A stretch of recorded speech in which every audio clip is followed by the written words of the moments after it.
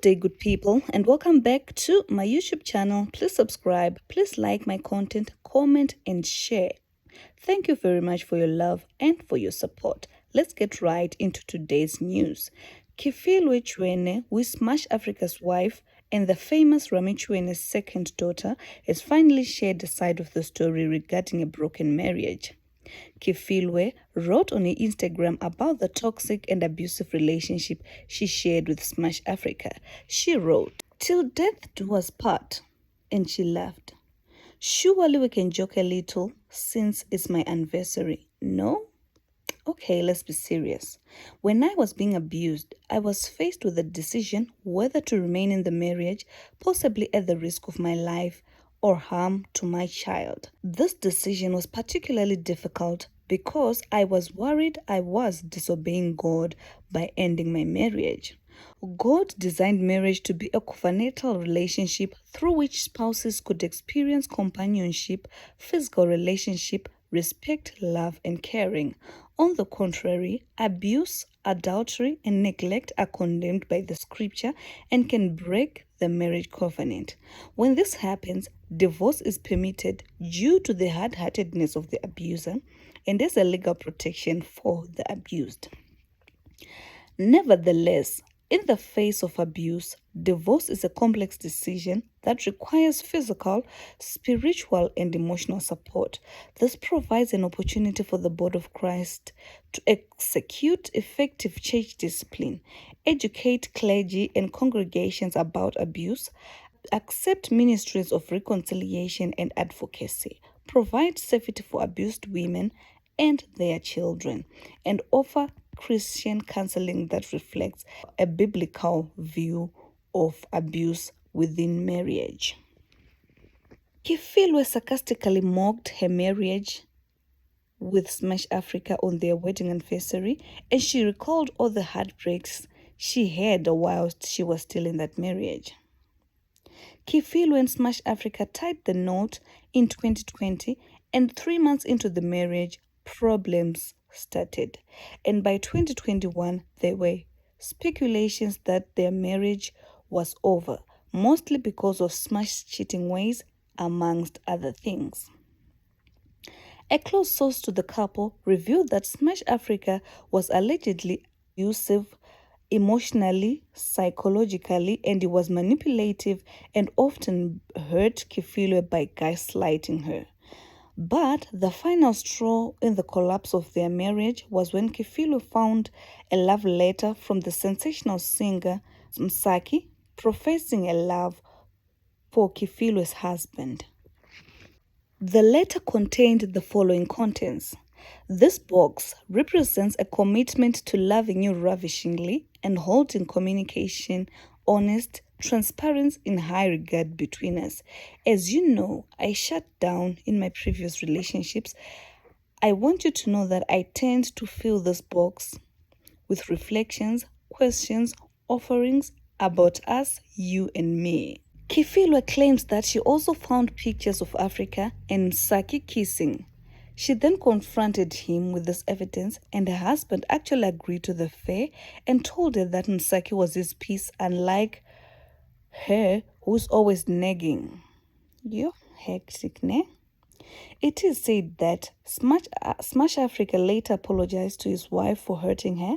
He said that he used his dirty mouth to block her out using the silent treatment. He also said he was sorry for the selfish and childish tantrums he threw at her. He deeply regrets everything.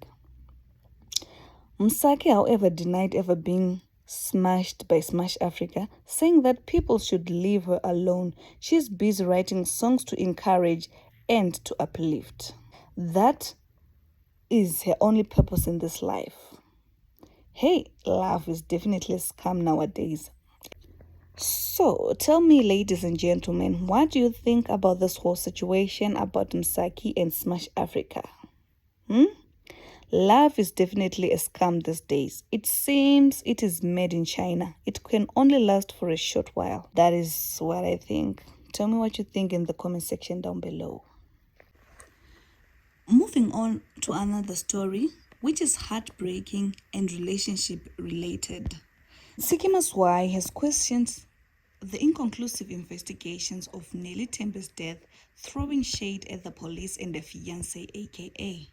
Barely a year after trashing him from moving on swiftly after his late fiancée Nelly, Ntsiki is firing shots at rapper aka again, this time questioning an inconclusive investigation surrounding a death.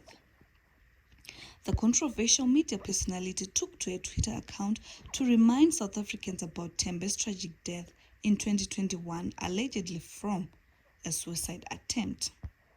Nelly had allegedly ended her life after falling off the balcony of a Cape Town hotel in April of 2021.